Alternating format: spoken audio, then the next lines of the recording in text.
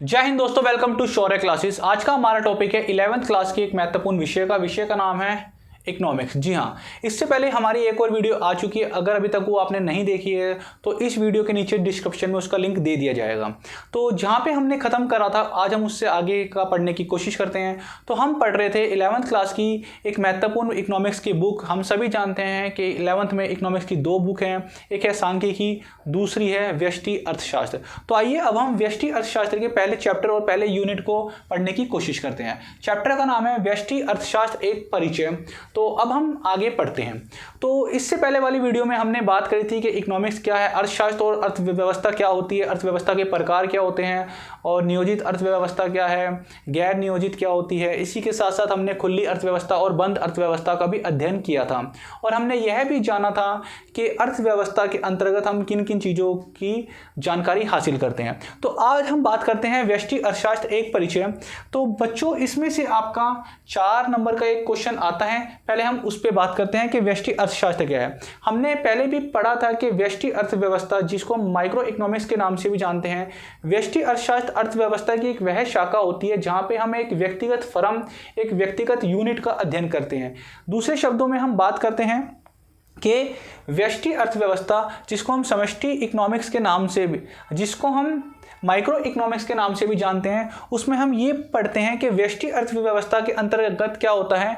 इसमें हम एक अर्थव्यवस्था की जो समस्या होती है, मतलब एक जो व्यक्तिगत यूनिट होती है, जैसे हम इसमें हम व्यक्तिगत मांग का अध्ययन करते हैं, व्यक्तिगत पूर्ति का अध्ययन करते हैं, एक अर्थव्यवस्था की केंद्रीय समस्या का अध्ययन करते हैं, बाजार मांग का अध्ययन करते हैं। तो इन सब चीज़ों का अध्ययन हम व्यष्टि अर्थव्यवस्था में करते हैं। यहाँ पे हमें क्या देखने को मिलेगा, यहाँ पे हमें देखने को मिलेगा अर्थव्यवस्था क्या होती है, व्यष्टि अर्थ क्या है, अर्थव्यवस्था क्या है, समष्टि क्या है, सकारात्मक क्या है, नकारात्मक क्या होती है, आर्थिक समस्या क्या है, अवसर लागत क्या है, और उत्पादन संभावना वक्र क्या होती है, और केंद्रीय समस्या।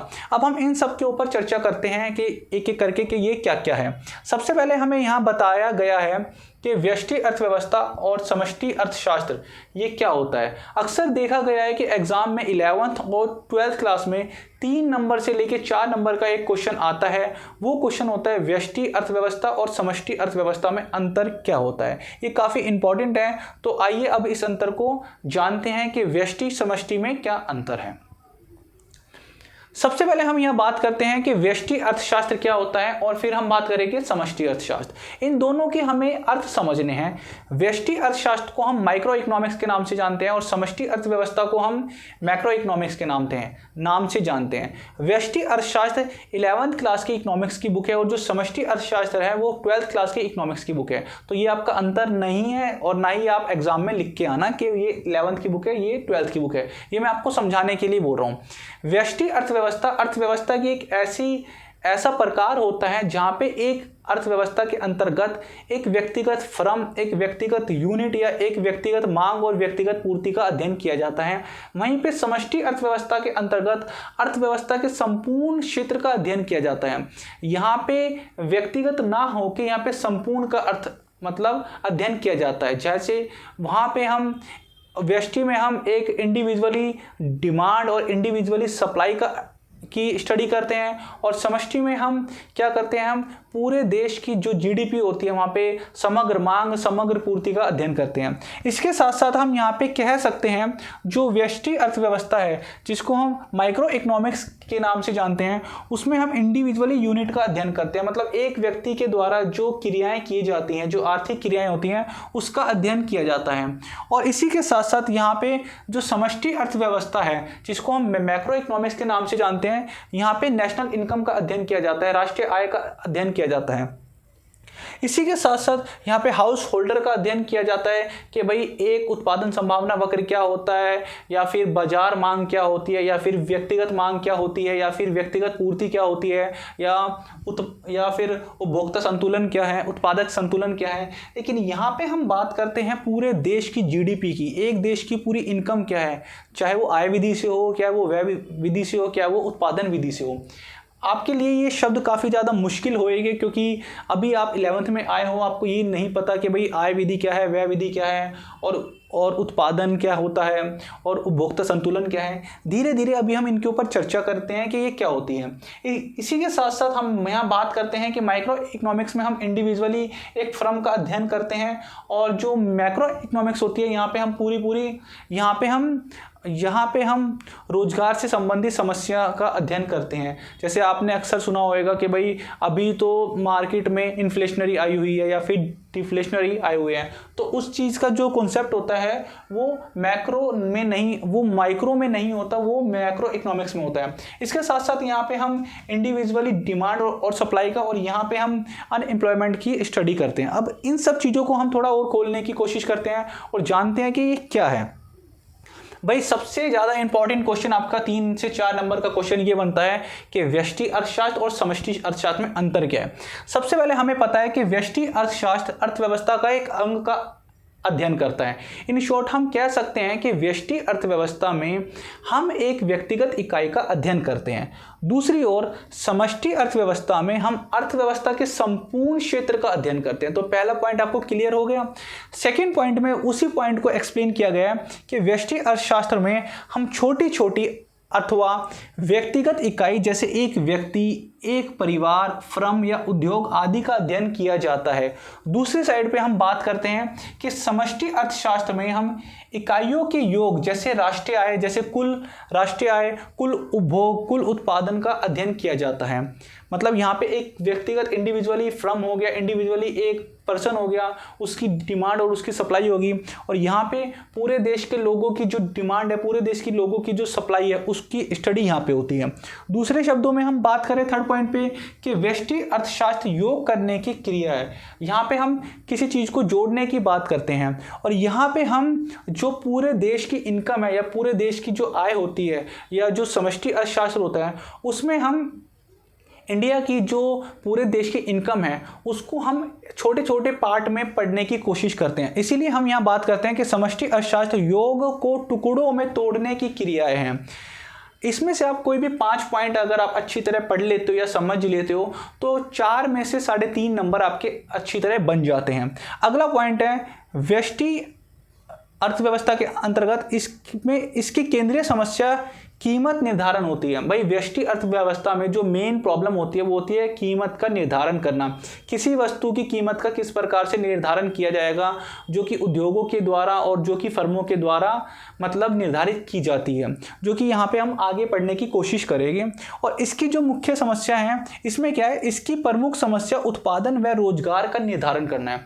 यहाँ पे किसी वस्तु की कीमत का निर्धारण कैसे किया जाएगा। जैसे सिंपल सी बात है, अगर मेरे हाथ में ये पेन है, इस पेन की कीमत अगर 10 रुपये है तो भाई उत्पादन करने वाले ने, जिसने ये पेन बनाया, उसने 10 रुपये कैसे निर्धारित कर दी होगी, कुछ ना कुछ सोच समझ के ही करा होगा। ऐसा तो है नहीं कि उसने 8 रुपये खर्च कर दिए और 100 रुपये इसकी कीमत को रख दिया तो कोई भी व्यक्ति नहीं खरीदेगा। उसने इसलिए करा कि भाई अगर उसके 7 रुपये खर्च हुए इस पेन के उत्पादन में, भाई इस पेन को बनाने में अगर 7 रुपये खर्च हुए हैं तो उसने क्या करा, भाई 1 रुपये अगर गवर्नमेंट को टैक्स भी दिया जाएगा, 8 रुपये टोटल पड़ जाते हैं, तो 10 रुपये ईजिली ये 10 रुपये में ये सेल हो जाएगा। तो यहाँ पे इन सब चीज़ों का अध्ययन हम करते हैं व्यष्टि अर्थव्यवस्था में। तो इसलिए हम कह सकते हैं कि इसकी केंद्रीय समस्या किसी वस्तु की कीमत का निर्धारण करना है, और इसकी केंद्रीय समस्या आय और रोजगार को जनरेट करना है, उसका निर्धारण करना है। यह पूर्ण रोजगार की मान्यता पर आधारित है। पूर्ण रोजगार क्या होता है भैया? पूर्ण रोजगार को अगर हमें समझना है तो हम कह सकते हैं कि एक अर्थव्यवस्था में, अगर यहाँ पे हम बात कर सकते हैं, पूर्ण रोजगार का अर्थ होता है कि अगर कोई भी व्यक्ति, उदाहरण के लिए हम बात करें, अगर कोई व्यक्ति अपनी पूरी क्षमता के द्वारा किसी वस्तु का उत्पादन करता है तो वो पूर्ण रोजगार होता है। शायद अभी आपको समझ में नहीं आया तो मैं आपको एक एग्जाम्पल से समझाता हूँ कि पूर्ण रोजगार होता क्या है। पूर्ण रोजगार में हम कह सकते हैं कि भाई पूर्ण रोजगार का अर्थ क्या होता है। सिर्फ 2 मिनट ही लगेंगे लेकिन आपको कॉन्सेप्ट समझ में आ जाएगा। जैसे सपोज करते हैं, हम यहाँ बात करते हैं, अगर भारत के क्षेत्र पे एक ये भारत की भूमि है, अगर ये इंडिया की अगर ये भूमि है और इस पे अगर खेती करनी है किसी व्यक्ति को, और 1 एकड़ अगर ये भूमि है और इस पे अगर किसी को खेती करनी है, तो टोटल जो प्रोडक्टिविटी आती है, जो खेती करने के बाद अगर मैं जैसे हूँ और इस क्षेत्र के ऊपर अगर मैं खेती करता हूँ और अच्छी तरह अच्छी किस्म के बीजों का इस्तेमाल करता हूँ, समय पे पानी देता हूँ और अच्छे जो तकनीक है उसके माध्यम से मैं इस पे खेती करता हूँ, इन शॉर्ट मैं दूसरे शब्दों में कहूँ कि मैं पूरे 100% जो मेरी योग्यता है और जो मेरे पे संसाधन है, जैसे जो हमारे पास पानी है, जो हमारे पास बिजली है, जो हमारे पास तकनीक है, जो हमारे पास खाद है, उन सब का इस्तेमाल मैं अच्छी तरह इस खेत पे जोतने के लिए करता हूँ, एग्रीकल्चर के लिए करता हूँ। और इस खेत में मुझे मान लो 100 किलो अनाज उत्पादन हो जाता है। कितना? 100 किलो। मतलब ये कहने की बात है कि अगर मैंने पूरी अपनी योग्यता के अनुसार इस पे खेती करी और मुझे 100 किलो अनाज मिल सकता है यहाँ से, लेकिन मुझे अनाज मिला यहाँ जो मेरी क्वांटिटी आई है, यहाँ पे जो मेरी क्वांटिटी आई है वो मेरी क्वांटिटी यहाँ पे आई है 80 किलो की। इट मीन्स क्या है? 80 किलो की। तो यहाँ पे क्या था? क्या मैंने यहाँ पे अच्छे से खेती करी होगी? क्या मैंने अच्छे से यहाँ पे यूरिया फर्टिलाइजर का इस्तेमाल करा होगा? या मैंने अपनी पूरी तकनीक का इस्तेमाल अच्छे से करा होगा यहाँ पे?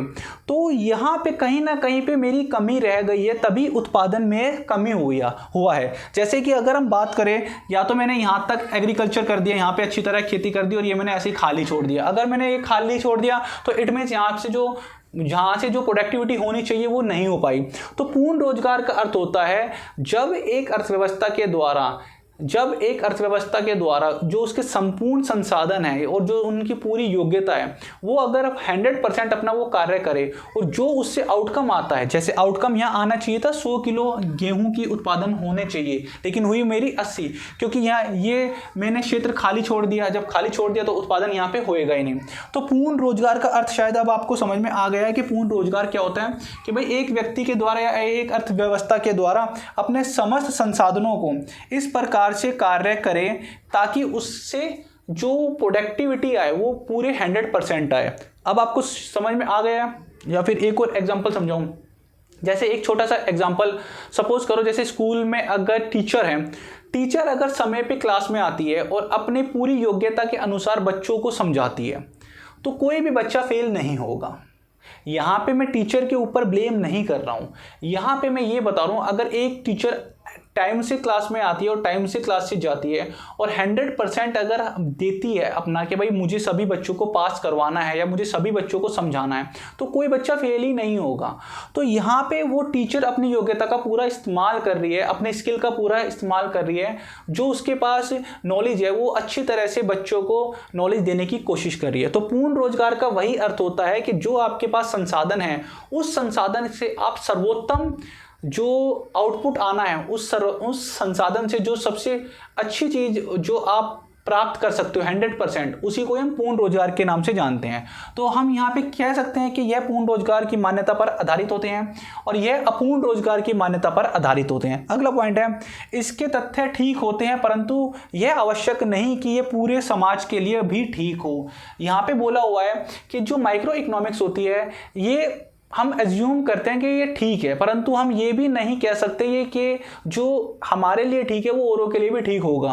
और यहाँ पे अगले पॉइंट है, इसके तथ्य संपूर्ण अर्थव्यवस्था पर लागू होता है। यहाँ पे जो गवर्नमेंट जो पॉलिसी बनाती है वो पूरे इकोनॉमिक्स के लिए, पूरे देश के लिए बनाई जाती है। और यहाँ पे जो इंडस्ट्री है वो अपने हो सकता है कि अपने आसपास के क्षेत्र के लिए किसी वस्तु का उत्पादन करे। और यहाँ पे क्या है, जो व्यष्टि अर्थव्यवस्था है इसको समझना काफ़ी आसान होता है और जो समष्टि अर्थव्यवस्था है इसको समझना काफ़ी मुश्किल होता है। और इसके मुख्य उपकरण मांग और पूर्ति है। मतलब उपकरण, अब आप बोलोगे मांग और पूर्ति क्या है, तो मांग और पूर्ति हम आगे पढ़ते हैं कि इसमें होता क्या है। और इसका मुख्य उपकरण समग्र मांग और समग्र पूर्ति। मांग और पूर्ति का अर्थ होता है एक व्यक्ति के द्वारा जब एक निश्चित समय और एक निश्चित कीमत पर बाजार से कोई वस्तु खरीदी जाती है तो उसको मांग कहते हैं। उसी प्रकार से जो समग्र मांग होती है, समग्र मांग होता है कि एक देश की अर्थव्यवस्था के अंदर जो कुल पॉपुलेशन ने, जो एक देश के व्यक्तियों के द्वारा जो कुल मांग की गई है, उन सभी मांगों को जोड़ दिया जाएगा तो उसे समग्र मांग के नाम से जानते हैं। तो ये 3 से 4 नंबर का एक क्वेश्चन पुट होता है जो कि काफ़ी इंपॉर्टेंट है और एग्जाम में बार बार देखने को मिलता है कि एक्सप्लेन द डिफरेंस बिटवीन व्यष्टि एंड, मतलब explain the difference between micro and macro economics. तो अगर आपको स्क्रीनशॉट लेना है तो आप इसका स्क्रीनशॉट ले सकते हो और एक्सप्लेन करना है तो आप अब अपने शब्दों में भी कर सकते हो। तो अब हम आगे बात करते हैं। जो कि आपके एग्जाम में अब आपका जो चैप्टर है, जो मेन चैप्टर है, वो यहाँ से शुरू होता है। अभी तक हमने जो चैप्टर की जो रूपरेखा तैयार करी, यहाँ पे हमने ये बताया है कि ताकि आपका कुछ पॉइंट, आपके कुछ जो व्यू हैं वो थोड़े से डेवलप हो जाए और आप थोड़ा समझ पाओ कि इकोनॉमिक्स में क्या होता है, उसके अंदर का हम क्या क्या अध्ययन करते हैं। जैसे यहाँ पे आपका पहला जो चैप्टर है व्यष्टि अर्थशास्त्र एक परिचय, तो हमें पता है कि अर्थव्यवस्था क्या होती है, अर्थशास्त्र क्या होती है। अर्थशास्त्र में हमें पता है कि व्यष्टि अर्थव्यवस्था क्या होती है, समष्टि क्या है। भाई व्यष्टि अर्थव्यवस्था में क्या होता है कि हम एक व्यक्तिगत फर्म का अध्ययन करते हैं। इकोनॉमिक्स की एक ऐसी प्रक्रिया है जिसमें हम एक पर्टिकुलर एक यूनिट को की स्टडी करते हैं, एक फर्म की, एक मांग की, किसी व्यक्ति की मांग की या फिर बाजार मांग की हम अध्ययन करते हैं। और समष्टि में हम पूरे देश की इकोनॉमिक की स्टडी करते हैं। एक होता है सकारात्मक अर्थव्यवस्था, एक होती है नकारात्मक, या फिर एक होती है आदर्शात्मक अर्थव्यवस्था। तो यहाँ पे एक पॉइंट और है कि जैसे अर्थव्यवस्था के विषय वस्तु, तो आप चाहो तो यहाँ से भी देख सकते हो कि भाई व्यष्टि अर्थव्यवस्था क्या है और समष्टि क्या है। जैसे व्यष्टि अर्थव्यवस्था में उपभोक्ता के व्यवहार के सिद्धांत का अध्ययन करते हैं, समष्टि में हम राष्ट्रीय आय का अध्ययन करते हैं, व्यष्टि में हम उत्पादन व्यवहार के सिद्धांत का अध्ययन करते हैं।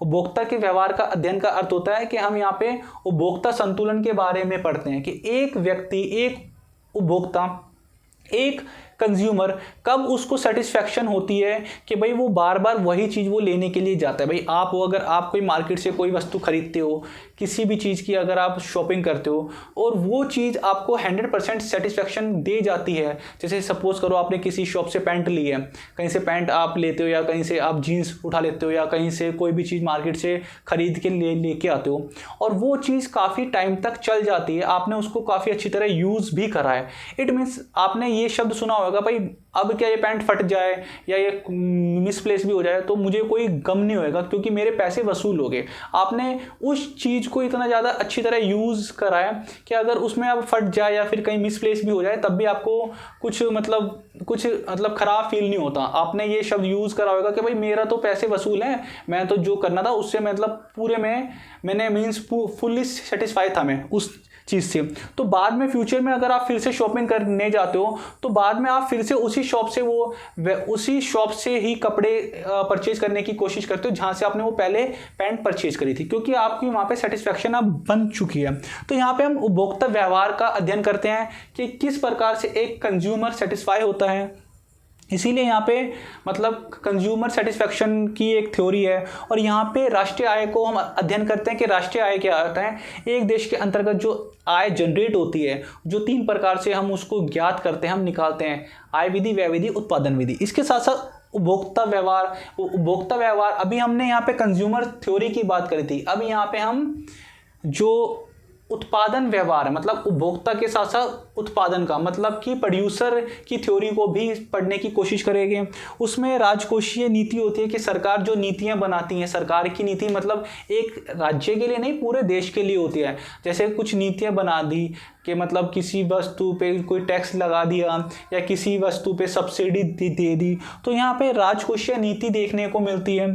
इसके साथ साथ यहाँ इसमें हम कीमत का निर्धारण करते हैं। कीमत मतलब किसी वस्तु का निर्धारण जो होता है वो बाजार की मांग और बाजार की पूर्ति के आधार पे किसी वस्तु की कीमत का निर्धारण यहाँ पे किया जाता है। और यहाँ पे सरकारी बजट का निर्धारण किया जाता है। भाई हर साल बजट पास होता है, आपने सुना होगा कि बजट पास किया जाता है। आप मुझे कमेंट करके बताइएगा कि भारत के वित्त मंत्री कौन है। इसी के साथ साथ ये जो अर्थव्यवस्था होती है ये आर्थिक कल्याण के ऊपर ज़्यादा फोकस करती है कि भाई किस प्रकार से आर्थिक कल्याण किया जाए। और इसमें हम विनिमय दर और भुगतान शेष की बात करते हैं। मतलब ऑन द अदर हैंड अगर हम समष्टि अर्थव्यवस्था की बात करें तो यहाँ पे जो विदेशों से जो एक्सपोर्ट इंपोर्ट होता है और विदेशों के साथ जो संबंध होता है उसके द्वारा जो चीज़ें जनरेट होती है उसको हम अध्ययन यहाँ पे करने की कोशिश करते हैं। 11th के लिए काफ़ी अभी नई चीज़ें होएगी, तो धीरे धीरे अगर हम 1 से 2 बार ये वीडियो देखते हैं तो हमें समझ में आ जाएगा। जैसे अभी हमने बात करी कि व्यष्टि अर्थव्यवस्था क्या है, जो मैं आपको ऊपर बता चुका हूं कि व्यष्टि अर्थव्यवस्था में क्या होता है। तो अब हम बात करते हैं आगे की।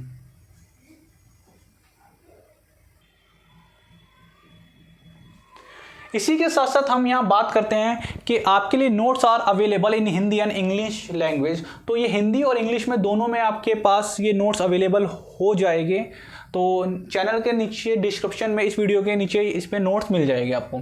अब हम बात करते हैं आगे की। अभी तक हमने पढ़ा है कि भाई माइक्रो इकोनॉमिक्स, जिसको हम व्यष्टि अर्थशास्त्र के नाम से जानते हैं, यहाँ पे इंडिविजुअल फर्म का हम अध्ययन करते हैं। इसके साथ साथ हम यहाँ बात करते हैं, इसमें विभिन्न वस्तुओं और सेवाओं की कीमत का निर्धारण का पता लगाने की कोशिश करते हैं कि बाजार में व्यक्तियों की बातचीत के माध्यम से वस्तुओं और सेवाओं की कीमत और मात्रा कैसे निर्धारित की जाती है। यहाँ पे बच्चों बताया गया है कि किसी वस्तु की कीमत का निर्धारण उसकी मांग और पूर्ति के द्वारा किया जाता है। जब आप आगे की यूनिटों में पढ़ने की कोशिश करोगे तो वहाँ पे आपको मार्केट एक चैप्टर देखने को मिलेगा जहाँ पे बताया गया है कि किसी वस्तु की कीमत का निर्धारण कैसे किया जाता है। तो अभी हमने यहाँ पे ऊपर जानने की कोशिश करी कि जो व्यष्टि अर्थव्यवस्था है उसमें किसी वस्तु की कीमत का निर्धारण का पता लगाया जाता है, लेकिन उस वस्तु की कीमत का निर्धारण किस प्रकार से किया जाएगा। मतलब आसान शब्दों में बात करें, अगर ये पेन है, इस पेन की कोई कीमत है तो वो कैसे कीमत को पता किया जाए कि इसकी कीमत इतनी होनी चाहिए कि लोग बाग आके इस पेन को खरीदें। ये उस विधि से पता किया जाता है कि सबसे पहले यहाँ पे बात की जाएगी कि लोगों के बीच में ये पेन कितना पॉपुलर है या लोग इस पेन को कितना खरीदना चाहते हैं, और कौन कौन से जो फर्म है या जो उत्पादन है जो इस पेन का निर्माण करते हैं।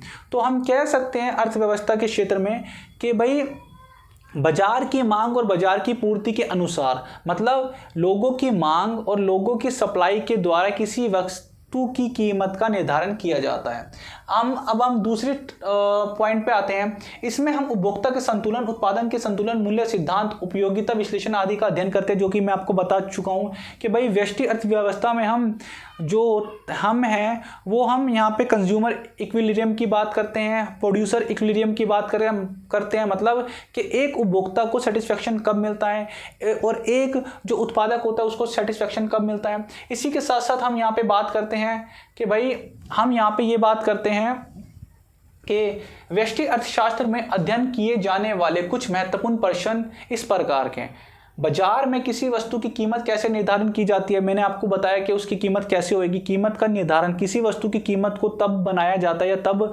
निर्धारित किया जाता है जब उस वस्तु की मांग और पूर्ति बाजार में क्या है, अर्थात मांग और पूर्ति के बेस पे ही किसी वस्तु की कीमत का निर्धारण किया जाता है। इसी के साथ साथ उपभोक्ता संतुलन कैसे निर्धारित होता है। अभी मैंने आपको बताया कि उपभोक्ता संतुलन क्या होता है। जब कोई उपभोक्ता किसी वस्तु को खरीदता है और उसको उससे 100% सेटिस्फेक्शन मिलती है तो बाद में वही उपभोक्ता उसी शॉप से जाके वो दूसरा प्रोडक्ट खरीदने की कोशिश करता है, क्योंकि उसका ये विश्वास होता है कि भाई यहाँ से मैं पहले भी वस्तु ले गया था, कोई चीज़ मैंने परचेज की थी और ये दुकान वाला सही है तो मुझे मतलब सही चीज़ लगती है। आपने भी अक्सर ऐसा किया होगा कि आप कभी किसी शॉप से जाते हो, कोई चीज़ परचेज करते हो तो आपने अक्सर देखा होगा कि आप बार बार उसी शॉप्स पे जाते हो जहाँ पे आपको अच्छी क्वालिटी, कम कीमतों में अच्छी चीज़ें मिल जाती है। तो ये उपभोक्ता संतुलन में हम आगे पढ़ेंगे। इसी के साथ साथ यहाँ बताने की कोशिश की गई है कि एक उत्पादक के उत्पादन का स्तर क्या होगा। मतलब यहाँ पे उपभोक्ता की बात होगी, यहाँ पे होगी प्रोड्यूसर की बात कि वो किसी वस्तु का उत्पादन कैसे कर रहा है और उसकी कीमत का निर्धारण कैसे करता है। इसके बाद यहाँ पे हम बात करते हैं कि पूर्ण प्रतिस्पर्धा बाजार में उत्पादन किस प्रकार से संतुलन में होगा। यहाँ पे बताया हुआ है कि भाई बाजार के कुछ प्रकार होते हैं। जैसे एक होता है, आपने मार्केट सुना होगा कि भाई मार्केट है। भाई मार्केट तो वो भी है जो आपके घर के नीचे जो शॉप है वो भी तो एक मार्केट है। एक मार्केट तो करोल बाग की भी तो है, एक मार्केट तो गांधीनगर वाली भी तो है, एक मार्केट तो जो होलसेल की मार्केट होती है वो भी तो है। तो मार्केट के बहुत सारे रूप होते हैं। जैसे एक मार्केट का वो रूप है जो आपके घर के नीचे एक दो शॉप्स है, वो भी तो मार्केट ही होगी। तो यहाँ पे मार्केट के बारे में बताया गया है कि भाई बाजार कितने प्रकार के हैं। हम आगे पढ़ने की कोशिश करेंगे इसी बुक में कि भाई बाजार पूर्ण प्रतियोगिता होता है, अपूर्ण प्रतियोगिता होता है, एकाधिकार होता है, एकाधिकारी होते हैं, इंग्लिश में परफेक्ट कंपटीशन होता है, मोनोपोली होता है, मोनोपोलिस्टी होता है और ओलिगोपोली होते हैं। तो ये मार्केट के रूप है जो कि हमें इसी व्यष्टि अर्थव्यवस्था में पढ़ने की कोशिश कर रहे हैं। इसके बाद हम बात करते हैं भाई माइक्रो इकोनॉमिक्स में हम अर्थव्यवस्था को समग्र, अब हम बात करते हैं माइक्रो इकोनॉमिक्स। अभी तक हमने व्यष्टि पढ़ी थी, अब हम यहाँ पे समष्टि को पढ़ रहे हैं। पीछे भी मैं काफ़ी अच्छी तरह आपको एक्सप्लेन कर चुका हूँ कि व्यष्टि और समष्टि में अंतर क्या है, लेकिन अगर आपको और अच्छी तरह जानना है तो यहाँ पे यही है कि भाई जो मैक्रो इकोनॉमिक्स है, तो मैक्रो इकोनॉमिक्स में क्या है, हम अर्थव्यवस्था को समग्र रूप में समझने की कोशिश करते हैं। मतलब पूरे देश की जो जीडीपी है, पूरे देश के लोगों की जो मांग है और पूरे देश के लोगों की जो पूर्ति है, तो हम उसको एडीएएस के नाम से जानते हैं, मतलब समग्र मांग समग्र पूर्ति के नाम से जानते हैं। इसमें हम अपना ध्यान कुल उत्पादन मतलब समग्र मांग समग्र पूर्ति, राष्ट्रीय आय, बेरोजगारी अन्य मुद्दों पे करते हैं और इसी के ऊपर अध्ययन करने की कोशिश करते हैं। समष्टि अर्थव्यवस्था में हम यह जानने में रुचि रखते हैं कि इन समस्याओं के स्तर कैसे निर्धारित किए जाते हैं और समय के साथ इन समस्याओं के स्तर को कैसे बदला जाता है। यहाँ पे ये बताया गया है कि यहाँ पे जो भी कोई प्रॉब्लम क्रिएट होती है उसको हम कैसे निर्धारित किया जाए, या जो भी कोई मतलब आय विधि, व्यय विधि, उत्पादन विधि से जो इनकम जनरेट होएगी तो उसको कैसे निर्धारित किया जाना है।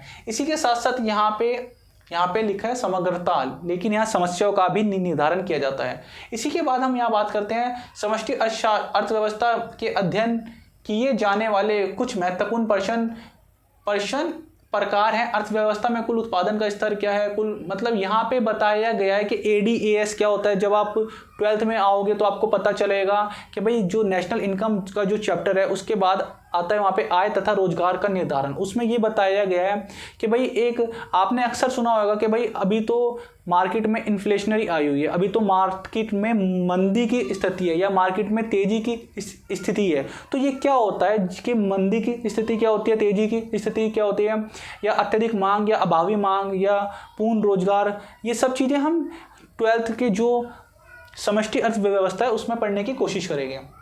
इसके बाद अर्थव्यवस्था वह प्रणाली है जो लोगों को जीविका अर्जित करने के साधन और जीविका प्रदान करती है। यहाँ पे मैं आपको पहले ही बता चुका हूँ कि अर्थव्यवस्था क्या होती है। अर्थव्यवस्था के अंतर्गत अर्थव्यवस्था एक प्रकार की ऐसा क्षेत्र है जिसमें लोग अपनी आजीविका अर्जित करते हैं। आसान शब्दों में हम बात करें तो भाई अर्थव्यवस्था के अंतर्गत व्यक्ति जिन क्षेत्रों से अपनी आय को अर्जित करता है, जिन क्षेत्रों के माध्यम से वो इनकम जनरेट करता है या अपना रोजगार को चलाता है, उन सभी क्षेत्रों का अध्ययन किया जाता है। वो 3 है, प्राथमिक, सेकेंडरी और टर्शरी, मतलब प्राइमरी, सेकेंडरी और टर्शरी, प्राथमिक, द्वितीय और तृतीय क्षेत्र वो है।